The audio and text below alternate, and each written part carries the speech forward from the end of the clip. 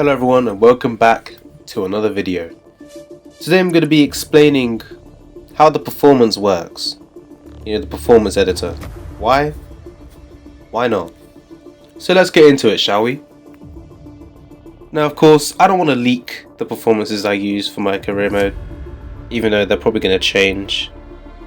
I'll stop talking. Anyways, so you got team at 10, which is the best performance, and of course 1, which is the worst. But how does it work? This was the first qualifying of Season 3.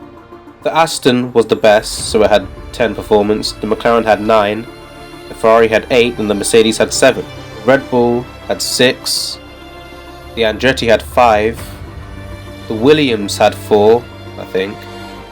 Then it was the Sauber / Lamborghini, the Penske, and then the Alpine.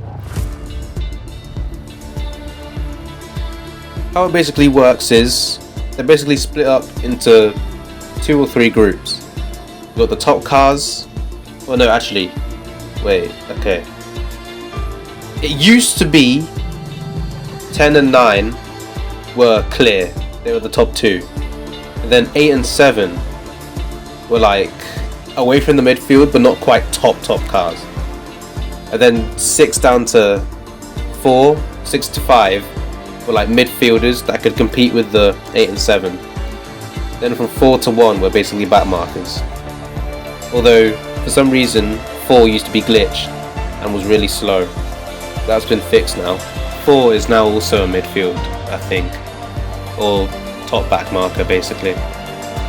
But yeah, the current system is 10 and 9 are like still the top cars, but 8 can actually compete and potentially compete with 9 and 10. 7 is a bit slower, but it's still in the mix. And then once you get to 6, that's when you're probably in the midfield. So like 6 is when they can probably not score. And then 5 can actually outperform 6, 4 can sometimes outperform 6. And then once you get to 3, that's when you're starting to get to the back markers. But the thing is, the grids, qualifying doesn't show this properly, but the grid is actually extremely close. So like an Alpine, like the slowest car, can actually compete with a top guy if the circumstances are right. So like we saw Salvatore at Spa actually passing me and having really good pace. Granted he was on super softs, but still, it shows how close the grid was because he was genuinely there on pure pace. It's a lot harder for the lower cars, the lower rated cars, to actually score or even get close, but it is possible with the right circumstances. Look, he just embarrassed me, bro. And of course I do have to preface that the cars aspects are no different from what I know. I guess they're just a bit slower. I don't exactly know how the performances work. The main differences in qualifying, in the race the pace is fairly similar, but there are definitely differences within the AIs and stuff like that. Now with that being said, how should you set up your grid? I'm going to basically use the real 2025 grid as an example. So if you want to have a 2025 grid, you should have McLaren at 10, Red Bull at 9, Mercedes at 8, Ferrari at 7, Williams at 6,